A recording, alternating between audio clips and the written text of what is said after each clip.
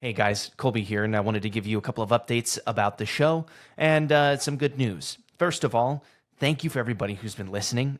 We're still all over the charts, and it's because of you, the people that enjoyed the show, sharing it with your friends, doing all the things that you enjoy and letting us know about it. It's super cool, super humbling to know that we're still being listened to, even though we haven't actively updated and uploaded our show in a couple of months now.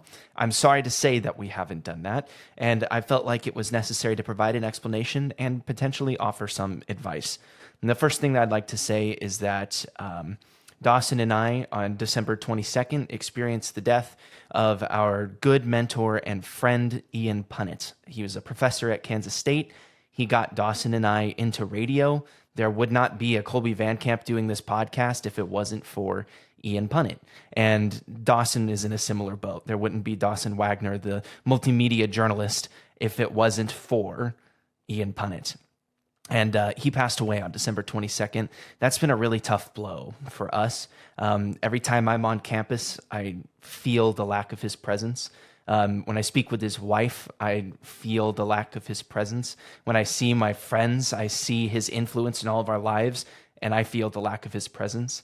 And that's been something that's been really tough to go through. And then on my end, 3 days later on December 25th, my mother-in-law passed away after a short battle with bone cancer. And I know that I'd kind of put an update out on the social media that said, hey, my mother-in-law is sick. We are coming back, but thank you for your patience. We recorded one episode in that time frame between the end of Christmas and now, and that's what you're going to be watching here in just a second. And it was really cool to be able to sit down with Josh and do that interview with him while he's in the UK and we're here in the United States. But I just wanted to give you an explanation as to why we've just been absent. And I wanted to provide also just some transparency for me, because I think it might help a number of you who are listening. Grief is an intense thing. Sorrow is an intense thing.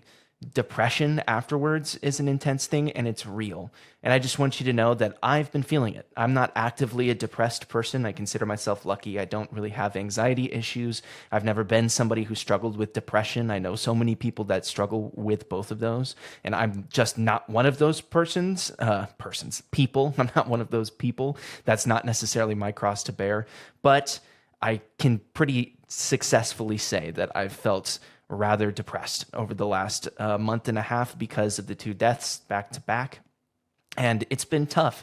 And there are some days where it's just like, I can't get up out of my own bed, let alone go do the podcast or go out and do astrophotography or go out and see my friends or go and do the things that I want to do, but I just don't have the energy to do it. And I know for a lot of you that probably rings true. And if it doesn't ring true for you, it probably will at some point in your life. And I just wanted to take a moment to say that it's okay to grieve, and it's okay to feel that kind of sorrow, and it's okay to have depression because of stuff like that. But I did want to say as well that it's up to you on whether you get help. And going to speak with a professional, speaking with a counselor, or maybe a psychiatrist or a psychologist, that's important. And if you feel like you need to do that, I just wanted to take a moment and encourage you to do that, because I know that that's beneficial for me, speaking to a professional.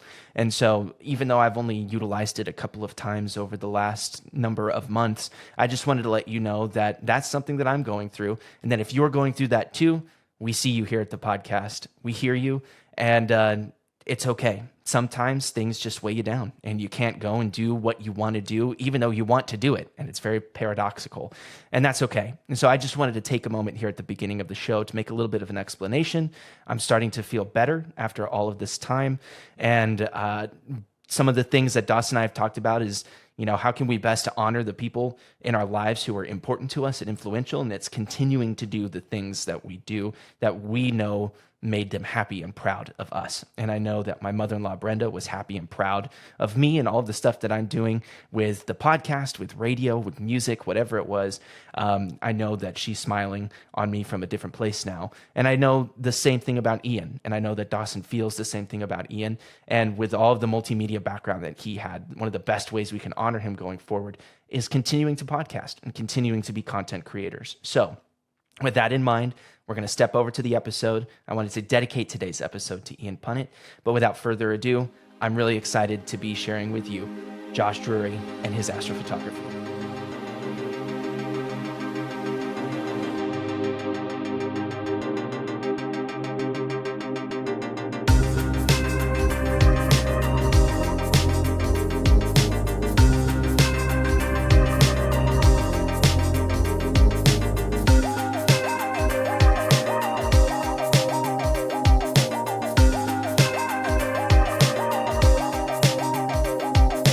I'm really excited to be sitting here with Josh Dury, who's coming all the way from the UK to us today. We're trying a podcasting format where Dawson and I are in different locations, so a lot of moving parts this time coming to you in the new year. But Josh is all over the United Kingdom. He does a lot of really great work with astrophotography.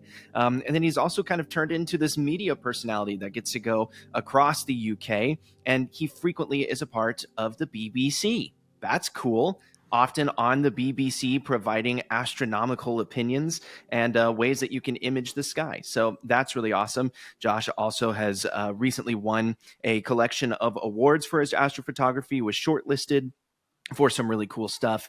And now he's going to come and sit down with us. So Josh, really appreciate you taking time out of your day and sitting down and recording with us.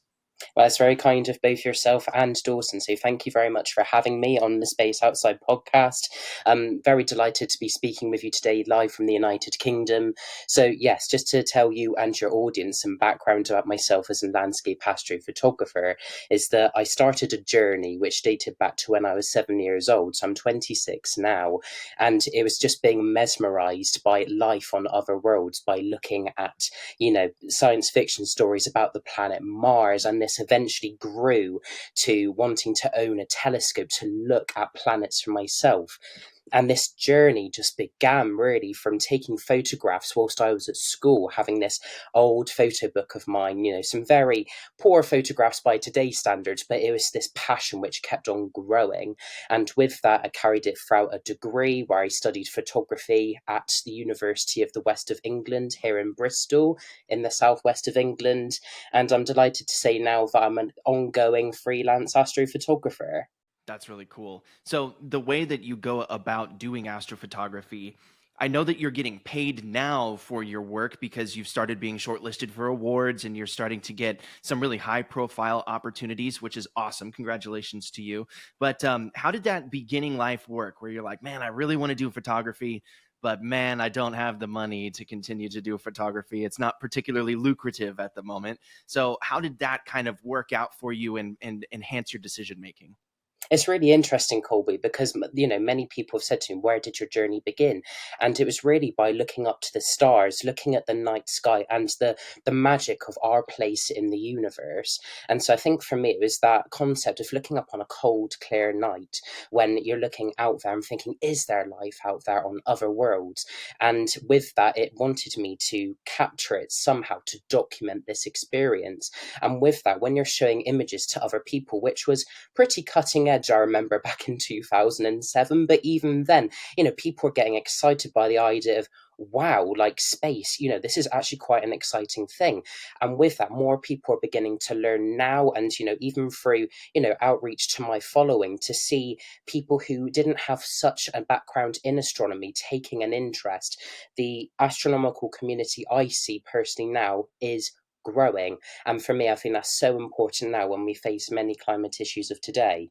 That's really an interesting viewpoint in the way that you're using everything beyond us, right? Places that we can't go, that we can only see, that we can see very distantly as a way of enhancing the way that we go about our lives here on Earth. And that's a very unique perspective. And I know Dawson and I do stuff with the International Dark Sky Association. We kind of go around with our friends. I've started working on my pitch by pitching it to my friends because I'm not yet in any way in a place where I think I could go to like local legislature and sit down in front of the city commission and say, here's why you should turn off all your lights at night, or here's why you should do this, this, and that. I was not born to be a politician. Frankly, I hate politics in general anyway, so I don't want to get in the middle of that per se, but it's also such an easy thing to rectify once you do it. That, CO2 pollution is going to be there for a long time. and the pollution of the ocean is going to be there for a long time. Light pollution, you turn off your lights and it's gone. It's an instantaneous kind of pollution that you can just make it go away. So I'm interested in the way that you've been working as an activist and an astrophotographer and using your astrophotography to enhance your activism there in the UK. Sure thing, Kolby. So really that journey for me began in the period of lockdown during 2020. And it was this emergence really before that period where I was studying at UWE here in Bristol that, we were looking at many, many climate issues here. So in England, in the city of Bristol, it is regarded as the UK's climate capital, where we've seen the likes of Planet Earth and Blue Planet 2 being produced by the BBC's Natural History Unit with the likes of David Attenborough.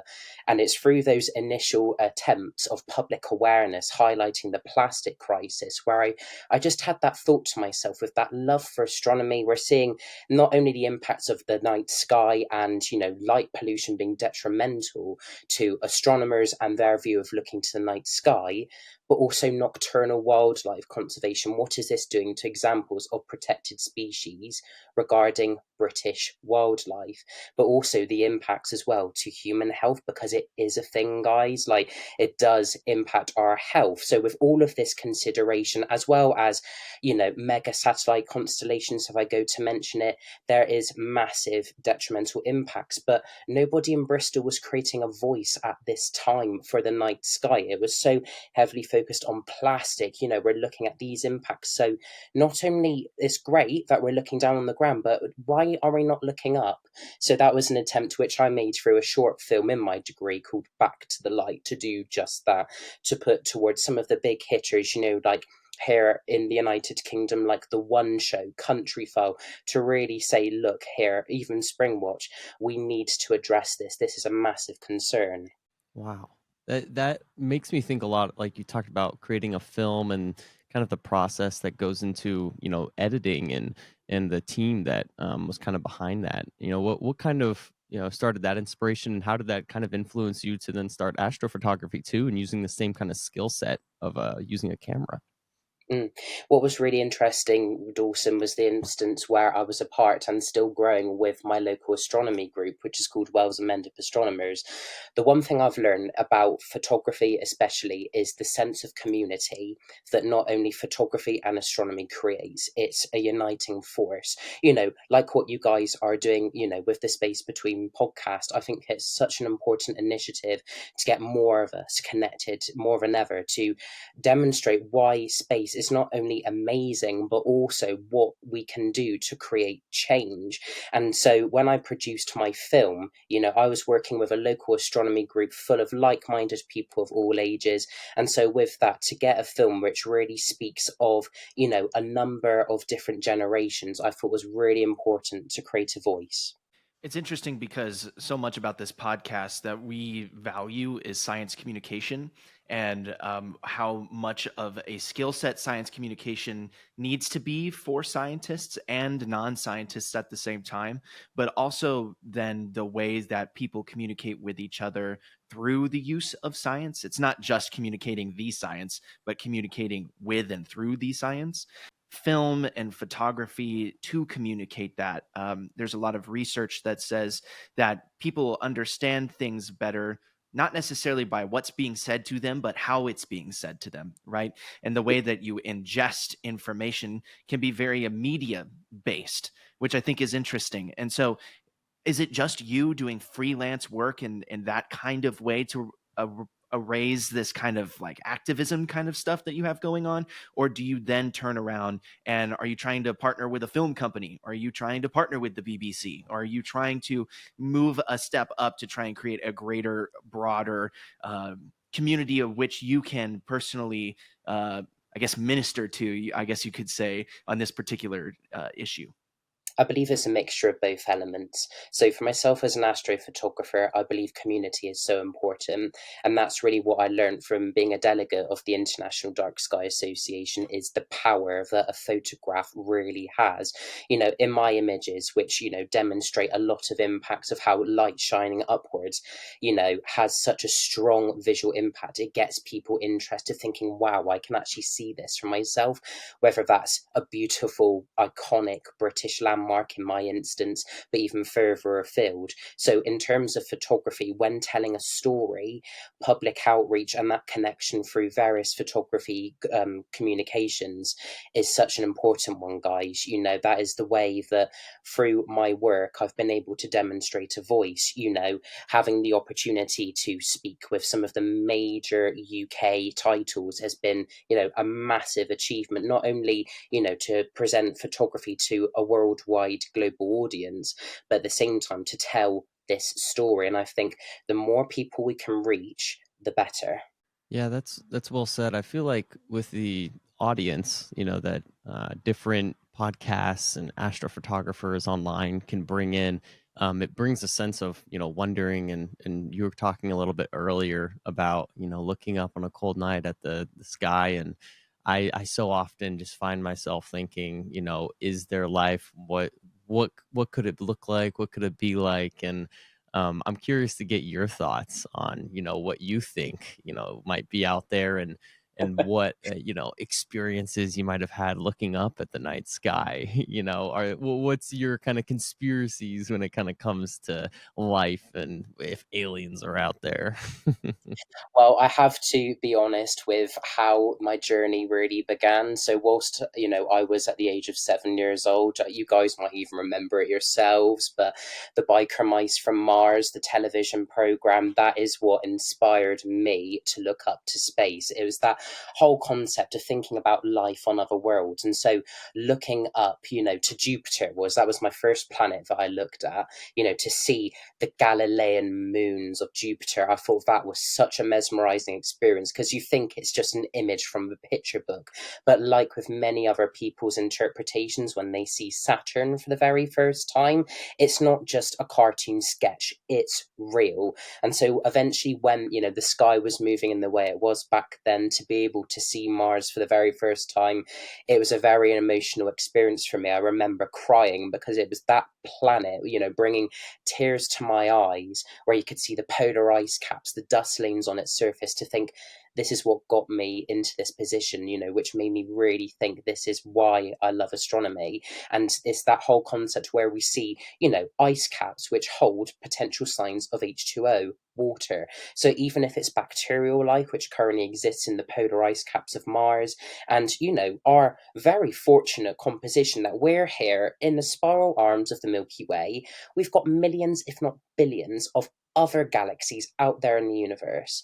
And so part of me believes if there is chance for us to exist here within the Milky Way, I am almost certain that there must be life out there. And when you look up, we look back in time. That's what astronomers do. So to the light of ancient stars, which have been traveling as far back as the time as the Jurassic period, is there something which we just cannot see?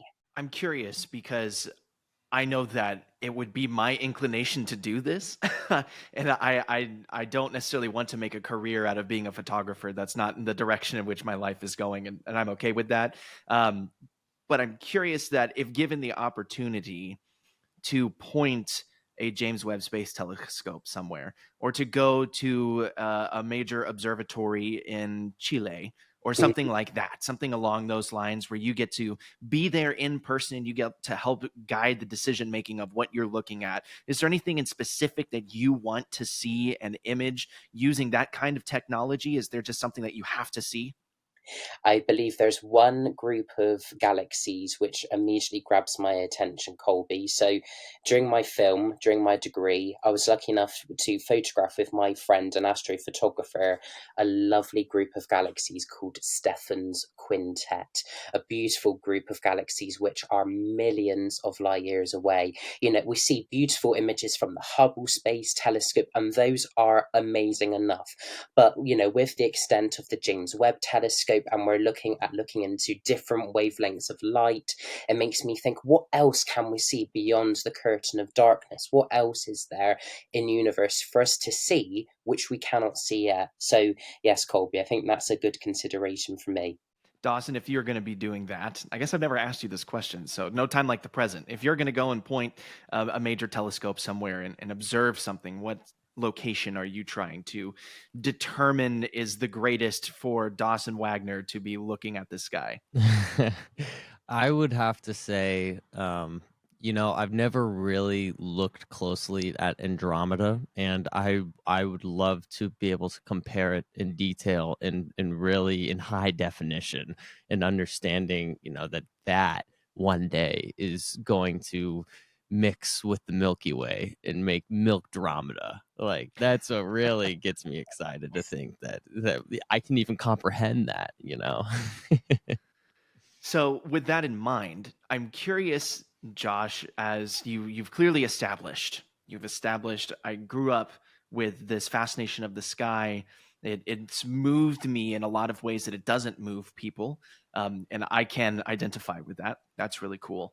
But you took a hiatus. There was a little bit of a pause in your work, and then you went out and you took some pictures, and then they start winning awards. And it was like, whoa, where did that come from? I haven't touched a camera in a long time, and now my pictures are starting to win awards. What is going on here? What was that process like? And if I can ask, why exactly did you take the hiatus? Was it a personal reason or a financial reason? If you're willing to share that, I know I'm not trying to get you to like spill your guts over here all over the United States on this podcast, but what was your reasoning and subsequent success for that? Sure thing, Kolby. So the situation was during lockdown, I was looking at all sorts of different platforms for photography and ways of trying to raise a voice. And really, one of the main comments was that somebody I'd known for a very long time at one of my photography talks. I just remember, giving it my all. I was working at Stonehenge at the time, the iconic World Heritage Site. And it was just such a rainy evening. I remember setting up, literally had 5 minutes to spare, rushing around, did the talk to the best of my ability, only to be told at that moment by my close friend, Josh, that's one of the most disappointing talks that you have ever done. I'm really disappointed in you. And you're doing everything you can possibly can. But with that, it created that sense of, right, that's enough, I'm done. And with that, for a period of time, there were some personal circumstances which unfortunately meant I gave up astrophotography in a period of a year. And it was only that, let me think now. So in August 22, that I visited the Isle of Lewis in the Outer Hebrides. So for you guys in the US, just to give you some perspective, it's up, towards the north of Scotland, this location, and a beautiful stone circle setting, which is called the Callanish Stone Circle. Now, I've always been interested in stone circles and ancient sites. And so it was only when I was going on this ferry boat with a rental car, I was reaching, the islands when, flicking through my mobile phone, I was just looking at the weather forecast, and 4 days of clear skies were being predicted. And so, luckily enough, before capturing this photograph, like over the period of a year, to see your camera bag covered in a layer of dust, it was the most soul destroying element, I think, of my career yet. So to think, I'll take it on the off chance, see what I can get, I was literally hoping for the best, guys. So when eventually reaching Callanish, this small hamlet on the Isle of Lewis, I was just walking up this one night, to the Callanish Stones, when on my phone I had an alert for the aurora, the northern lights. And it was an amber alert by this point, and we luckily had clear skies at this time. So I thought, I'll give it my all. I wanted to try my best to get this photograph. And really, this was just for my own personal attempt at that time. Nothing, not thinking anything would come from it. And so walking up to this beautiful setting in a Bortle Scale 1, guys, beautiful, beautiful dark sky place. I've never seen anything like it before. To literally reach your hand out and you can't even see your hand. To see so many stars that you can't even see and recognize the major constellations, to see the spiral arm of the Milky Way. This was during the summer. I thought, wow, this has got to be something else. And from what I can remember of that moment, when I took the photograph, which then went on to be known as Enigma of the North, to have my camera taken low down towards the standing stones to capture the photograph and to see the air glow which had been generated by the northern lights and elements in our Earth's atmosphere, I thought, wow, that is something else. So a couple of months later, I received an email in my spam folder, and with only then to say, the Enigma of the North has been shortlisted for this year's Astronomy Photographer of the Year competition. I thought, what? Like, it's a spam email. I don't know if I believe that. But then, all the official emails begin to come through. I'm like, so I've just given up an astrophotography career only to be recognised for this international award. I thought, this is insane. So, further details come through. And it turns out that 140 out of 4,000 global applications were shortlisted. And I thought, my goodness, if there's a way of, boosting some confidence, this is it.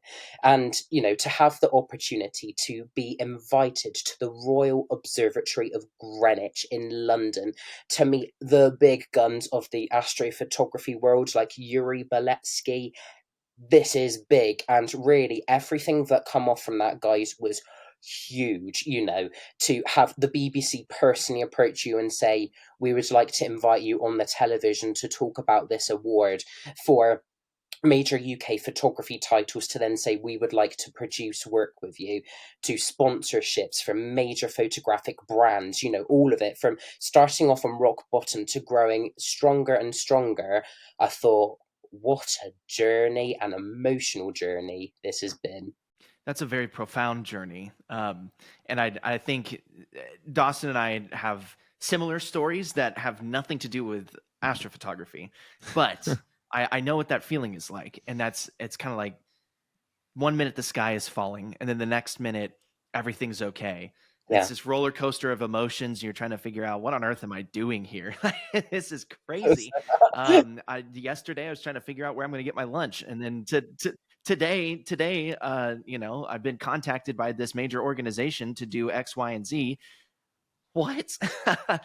Just absolutely crazy. And that's a really cool thing that you have going on there. So what has it allowed you to do as an astrophotographer then? Do you get to travel the world and go around and photograph places? Have you been to Chile and, where all the really dark skies are, or are you still based mostly in the UK right now?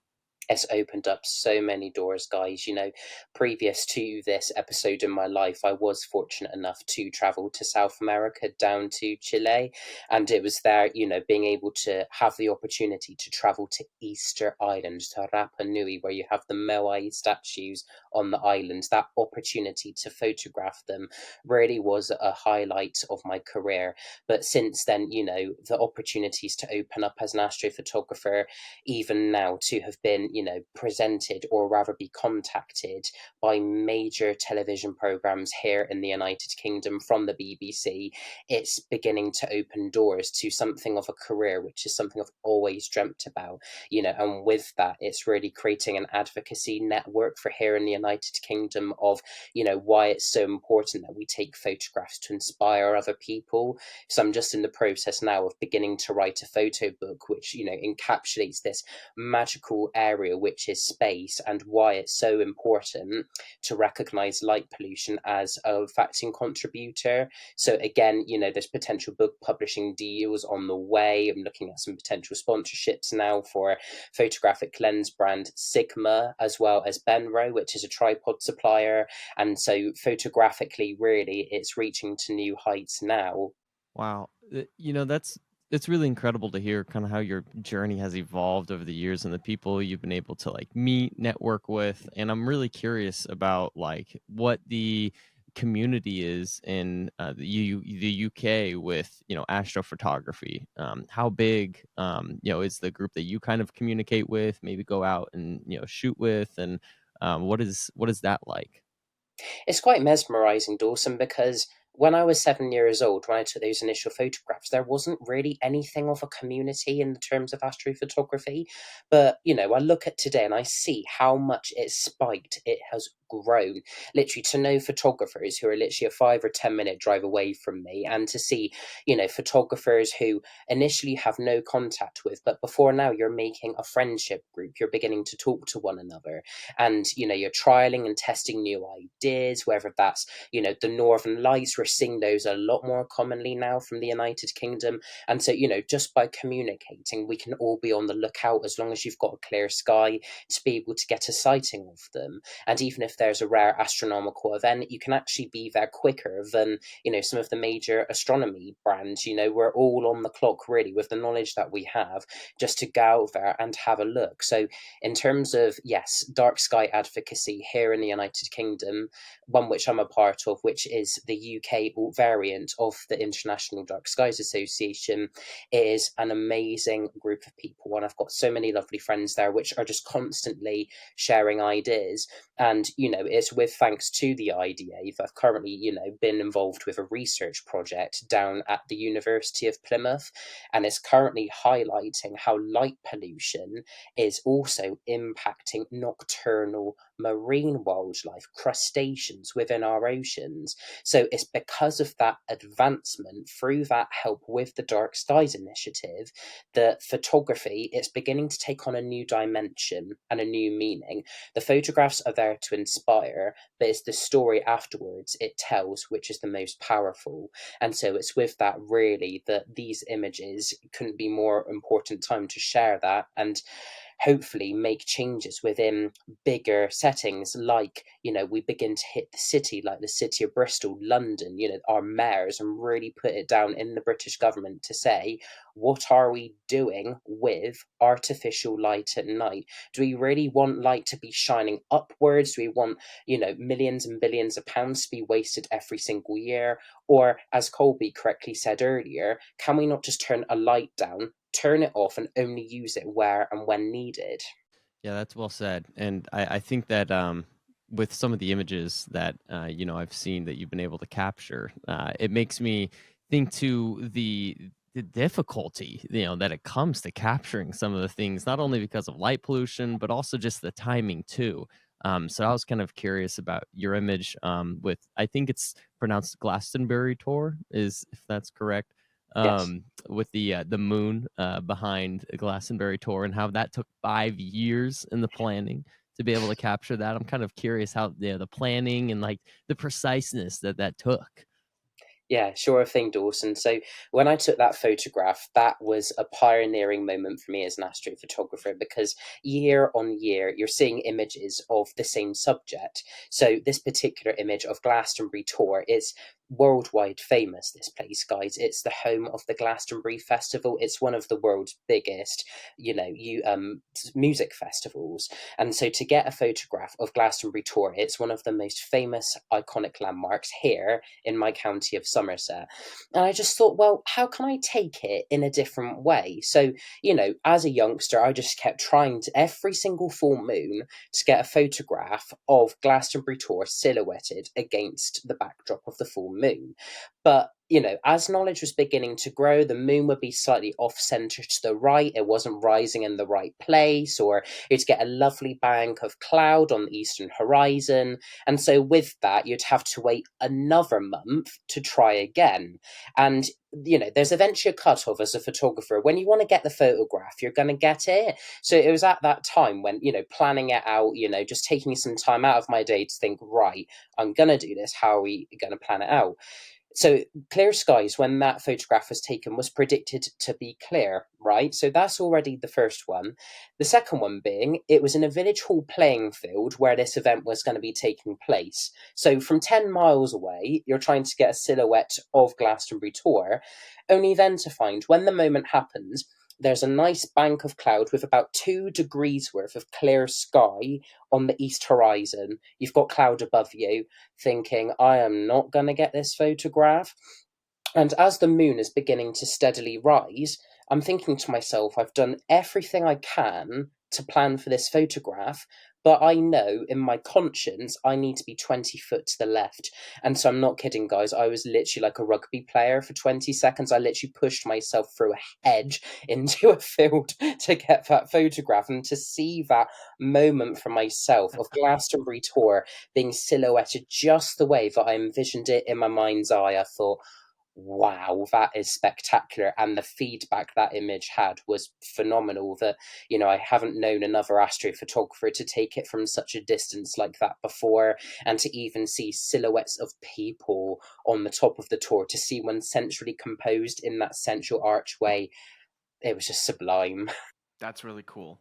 And I think that everybody lives for a moment like that, to get the shot where you say, "Whoa, whoa, that was executed exactly like I wanted it to be executed." And I think that's what every photographer lives for. But you live for that in all aspects of your life, right? That was the perfect call that I had during that football game, and I crushed it. I said all the words right. I got the yard lines, I got the names. That was great. Or for Dawson, I absolutely nailed the way that my base in Minecraft was going to look. It came out perfectly in my mind's eye. Now, Dawson and I play a lot of Minecraft together, so I had to harass him about that. But the creativity that's involved, to be able to see something in your mind and then go and execute that, that's really special, and that's a really unique tool. Coming up next, we're going to continue to talk a little bit more about creativity, and then I want to ask you some very specific questions about some of your astrophotography. But we're sitting here with Josh Dury. You've been listening to The Space Between. I'm so tired of light. Light can suck. Yeah, in the worst way and best way possible. I feel like there's so many times where I'm trying to capture something with my astrophotography that's just not going the way I want to because there's light. Well, thankfully, there is someone who's trying to solve that. Dark Sky International is a non-profit organization that works to end light pollution. Their mission is to protect the nighttime environment and dark skies through environmentally responsible outdoor lighting. Some of the approved guidelines that they've been trying to pass is restricting the amount of upward-directed light, avoiding glare, avoiding overlighting, and utilizing dimming and other appropriate lighting controls. Making sure to minimize short wavelength and bluish light in the nighttime environment will go a long way. So check out darksky.org and make sure to sign up and try to help out our friends over at the International Dark Sky Association. Welcome back to The Space Between. Kolby Van Camp and Dawson Wagner here with Josh Dury from the United Kingdom. We've been talking a lot about astrophotography. He's a professional astrophotographer, frequents the BBC. I just love saying that. Like, I don't know anybody else that frequents the BBC. That's awesome. That's super cool. I know people all over in media, but I don't know anybody that is like the astronomy correspondent for their area of the BBC. So congrats. That's really fun. Thank you. I'm very curious from an astrophotography perspective, of course. I'm very curious as to and I asked all of the astrophotographers that we have on the show, what's the holy grail? What's the grail shot? What's the one shot that you say, before I die, I have to have acquired this shot? And what you're someone that clearly has a plan. You're a man with a plan. And so I'm interested into the specifics of it. Not only what is the shot, but what kind of gear will you need to acquire the shot? Will you need to travel somewhere? And I promise we won't steal it. This is we're not stealing intellectual property here. So you go ahead and put that out there into the ether if you so dare, and we can chat about it. Don't worry, you guys can steal it because it's been done before. There's a good friend of mine, Alan Wallace, he's called, and he is a very much world-leading landscape astrophotographer. And when I've seen his vlogs from traveling to the Atacama Desert in Chile to Alma, for me, that is a dream to be able to photograph the Alma telescope array in Chile, to see cutting edge telescopes gathering that data. As an astrophotographer, that is your sense of being one step closer to the stars. But there's a number of implications for me where, traveling to somewhere like Alma, there are a number of precautions you need to make. So first of all, we think about altitude of where the plateau is there, where the telescopes themselves are based. You have to have blood pressure checks before you can go up. You have to have an authorized visit to go there. So for me as an astrophotographer, that is is my dream. That is the holy grail. And I also believe you've got to be a certain weight as well. Like, I'll be totally honest with you guys, I lost a lot of weight a couple of years ago. That's since gone back on, so got to lose that again and hopefully get the blood pressure down again. So really, with the photographic equipment I've got, so looking to upgrade to a much higher Sony camera now, and the lenses I have supported by Sigma, I just want to get those particular shots. That would be my holy grail and being one step closer to the stars. That's awesome. I can for sure say that there's no way that I will be able to visit anytime soon. Then, if that's the requirements of weight and blood pressure, geez, you found my kryptonite. I've been needing to lose a couple of pounds anyway, and my blood pressure is okay, but it's certainly not anything that is. I'm not an NBA basketball player, or you won't find me on the rugby pitch. How about that? That's not happening anytime soon. So I'm the guy in the stands calling the game. I'd rather be behind a microphone. Yeah. So no, that's really interesting. And I'm curious then about the current gear that you use when you go out and you do astrophotography. The astrophotography that I do, I just got for Christmas, I picked up a William Optics Zenistar 73 telescope, Yes. and a ZWO ASI 533 MC Pro. So I'm going to be able to kind of zoom in and do some higher resolution stuff that I've been really looking forward to doing. And before then, I'd only been using a DSLR and my nifty 50 millimeter and a Skywatcher 2i equatorial mount. Nothing crazy, really the budget bare bones kind of stuff. Yeah.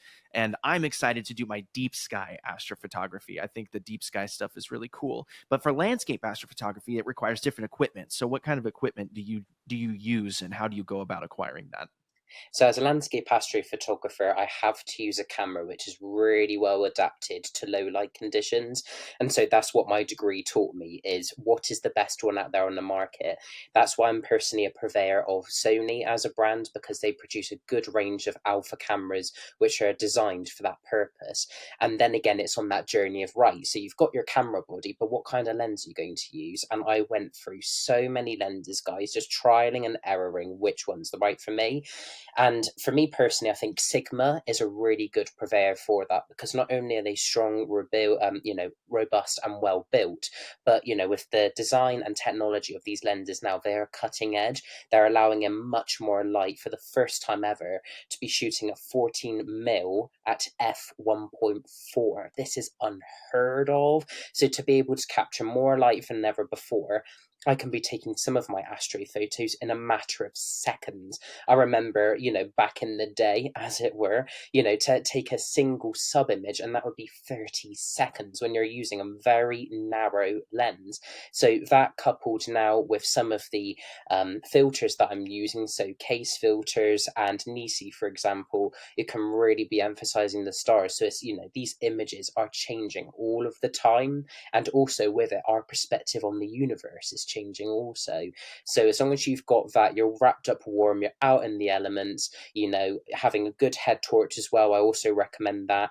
Lens heaters as well, they're also really important, because I'm hoping it's different for you guys, but here in the UK, we've just got the jet stream above us all the time. It's constantly cloudy, so moisture is always in the air. You don't want your expensive lens to be fogging up at that crucial moment. So keep your lens really nice and warm so that no water can literally condense on your lens.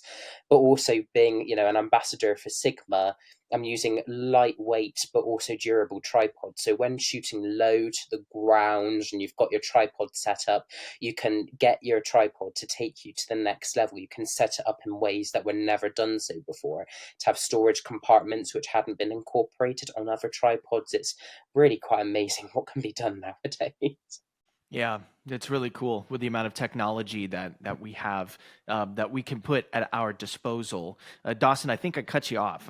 If I did, then go ahead and jump in. Well, I was just so cute. You're talking about, lens warmers, trying to stay warm. And I think, what is the coldest that you've photographed in before? What is the worst conditions that you've been through? I saw one post, you had -10 degrees Celsius.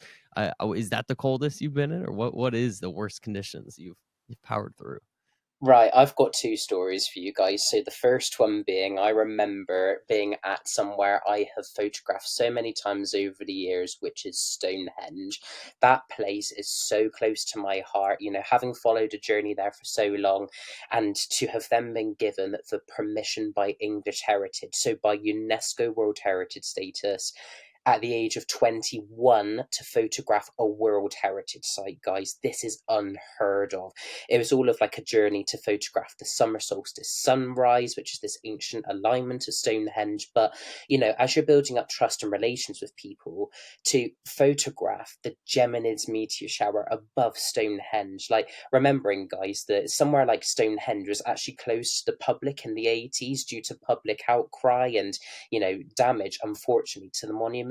So to be able to photograph this beautiful monument on a absolutely frosty, cold, clear night, seeing Orion above the megaliths of Stonehenge, and to see the shooting stars, phenomenal.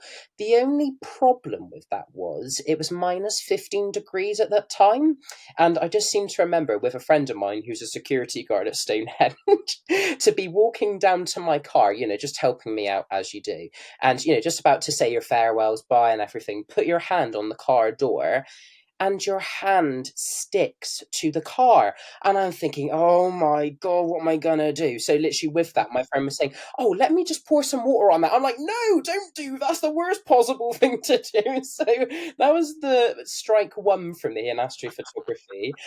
The second one was when I travelled last year up to Tromsø in Norway. So again, an absolute landmark location for the Northern Lights. So from here in the United Kingdom, it's about a 3-hour flight to get up there, and you're travelling well into the Arctic Circle, guys. Like, this place, honestly, is scary. When you see day turn to night, to only have half an hour of daylight per day, it's alien. That's the only way I can describe it.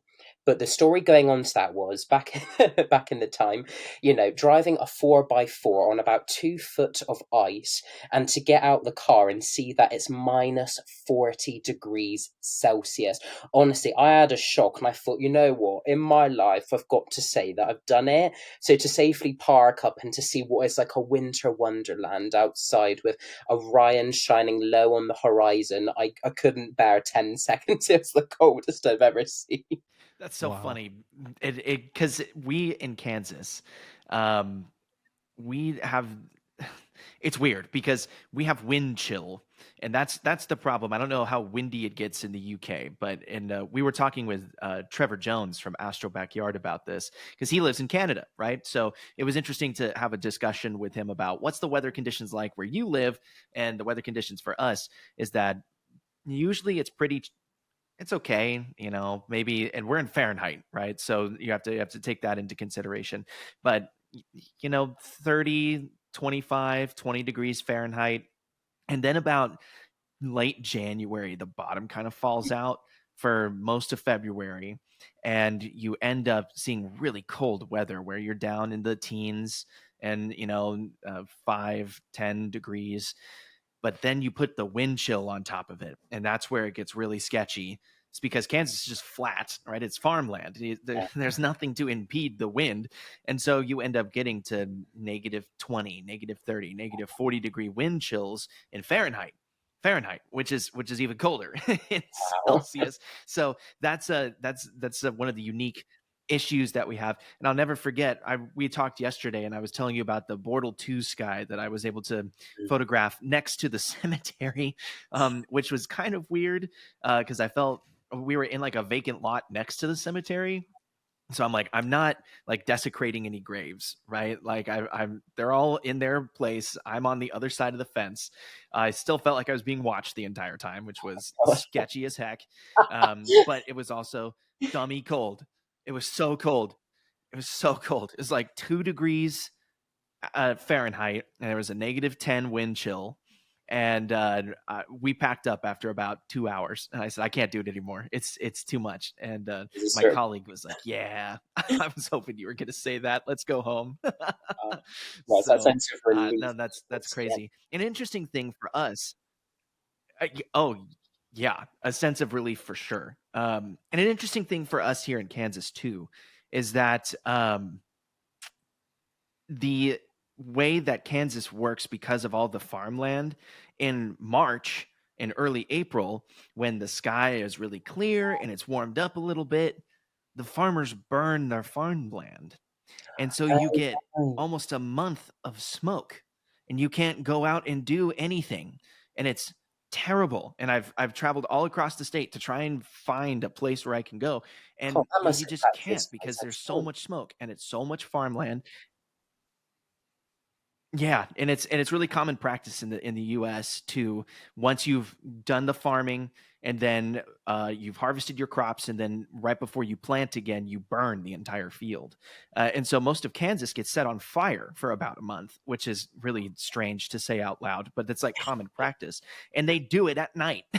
They burn at night, Oh no, that's because that's unfortunate. how you can keep track of where the flames are. Yeah. Yeah, that's how you can keep track of where the flames are, because you can see it at night.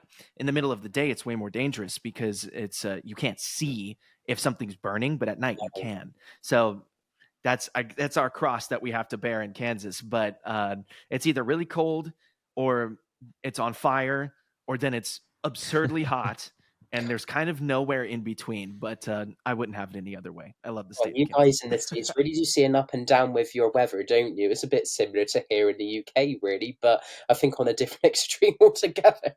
So I'm curious, because I've been to Iceland. I'm a Nordophile. I tried to live in Iceland Yeah. for a little while. I was actively looking into how could I go and do a master's degree in music at the Wow. University of Arts in Reykjavik, and it That's didn't end up working out. But that's fine. Um, it would have been really cool. I wish I would have been able to. But what's your experience with Iceland? I always love asking this question to people that have been, because it's just unbelievable. It's just the most beautiful place that I've ever been. And it has to be a landscape photographer's dream come true. It's just breathtaking.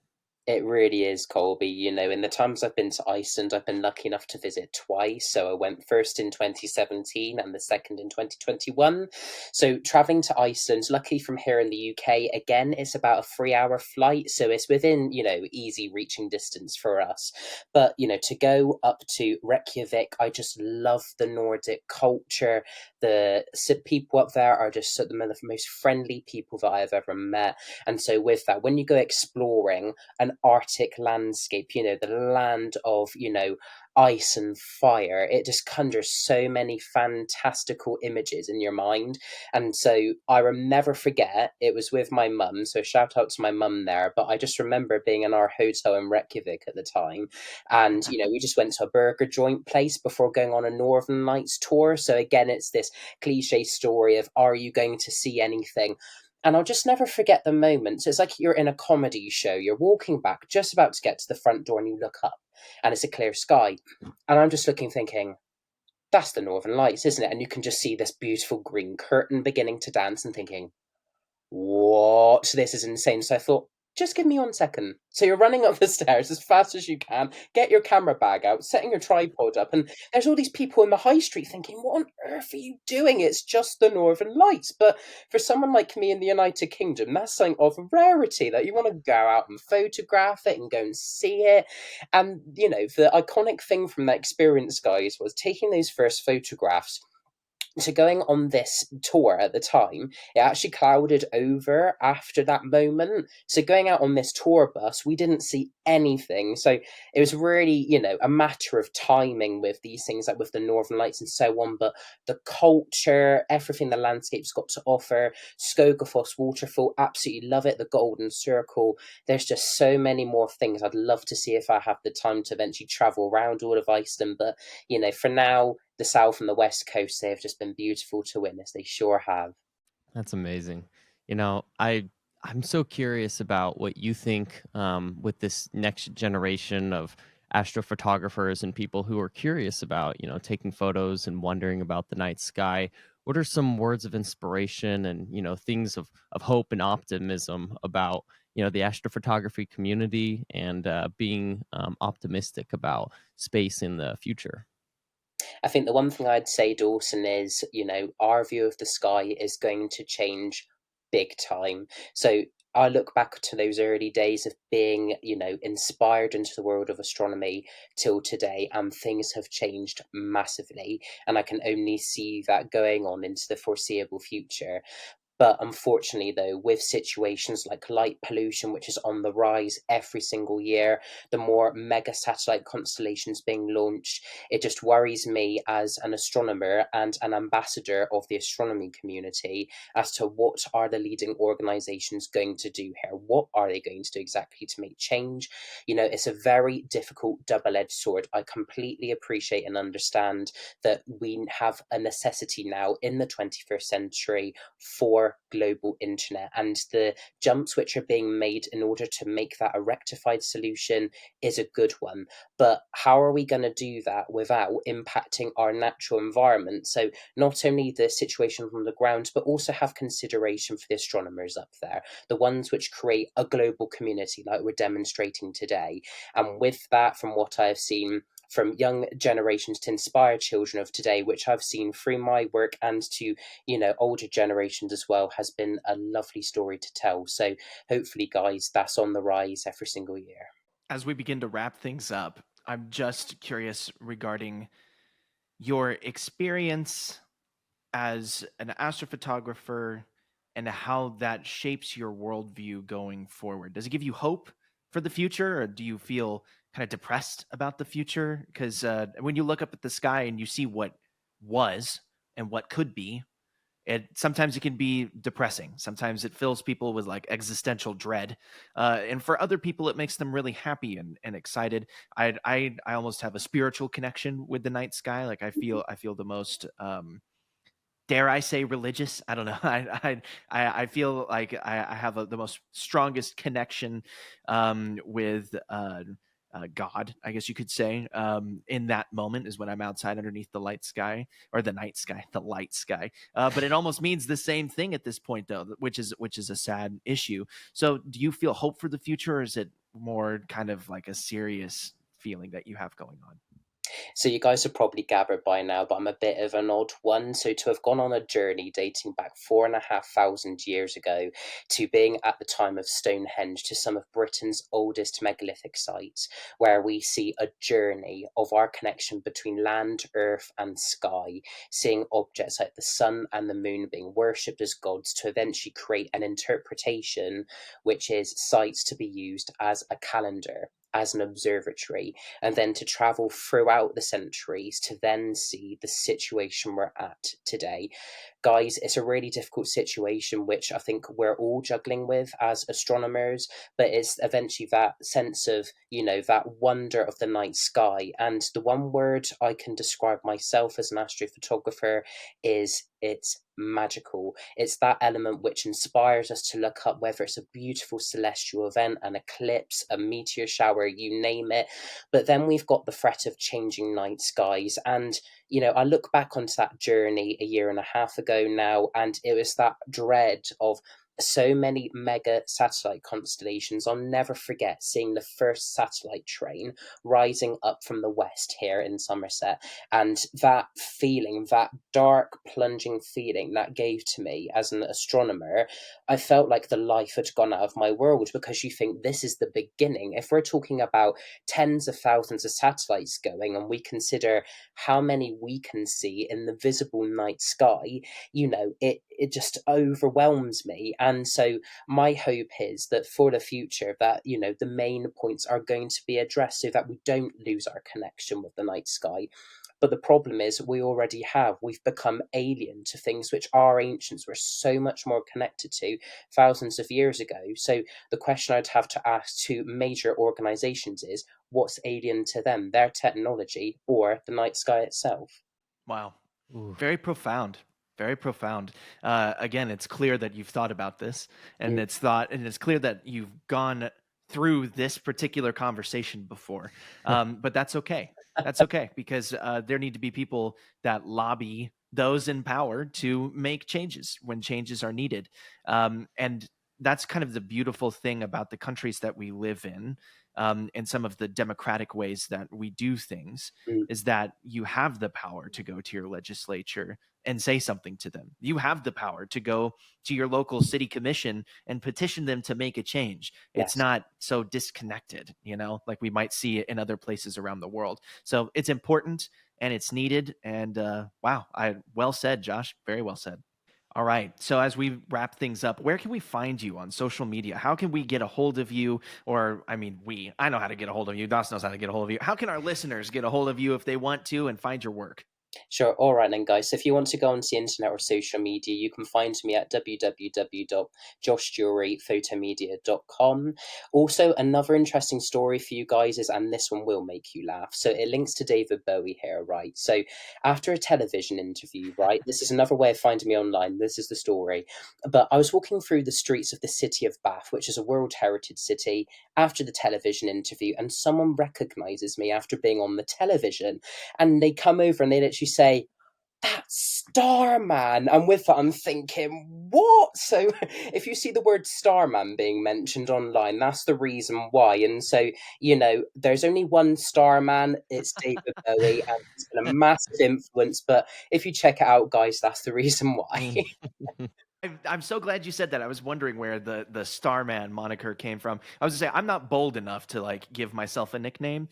So I was like, okay, I see it. He's wearing his confidence on his sleeve, Starman. I'm about it. Let's go. That's fire. And and that makes sense. But I love it. What a great story. Yeah, it really was And it interesting. makes sense considering you have your own star. So I know, it's so cool that, to have been Yeah, there gifted you that go. for Christmas, that And was I massive. Yeah, and I completely forgot to ask about that. So I'm glad Dawson said it, and I know we're trying to wrap up the show here, but talk to us about that. How did that happen? Sure. All right then, guys. So it's really because of one of the Sky at Night presenters who I used to work with, called Dr. Maggie Adair Pocock. She's now become a dame after being knighted by His Majesty King Charles. So she's a presenter on one of the leading astronomy titles here in the United Kingdom, which is the Sky at Night, the television program from the BBC. And it was only one morning that I saw, on one of the morning television programs, she was on there. And then she was giving a deed to the presenter of this television program saying, "Oh, happy birthday, Lorraine." And then she was undoing this parcel, and it turns out that there is this star deed, and it had a particular star within a certain constellation. I thought, with the situation which has gone on this year, after being on the television, walking through the streets of Bath to be called the Starman, I thought, wow, this is incredible. So, to have a situation of, having a star name registry, having a photograph from NASA and ESA to register that star in the constellation of Orion. It's known as 17201110. It's a practical magnitude 10 star. So over Christmas, whilst we had clear skies, to see a star that's named after you, to leave a legacy in the night sky, I just thought, what a lovely thing that is. So yeah, to have that as a story to my work again, it just leaves a legacy in the night sky. Wow, that's awesome. Leaving a legacy is something that I think all of us are looking forward to doing. Well, if you want to check out Josh, just Google him, Starman, and he's underneath David Bowie. So whatever happens first, underneath that one, that's the one that you need to look at. So, Josh, really appreciate you coming by the show. This has been a lot of fun. I'm glad we were able to connect. I'm glad you reached out to us. That was really cool and gratifying to see someone with your stature reach out to us. I appreciated that. And I look forward to connecting with you more in the future. And as we wrap things up, I'm Kolby Van Camp here with Dawson Wagner. You've been listening to The Space Between.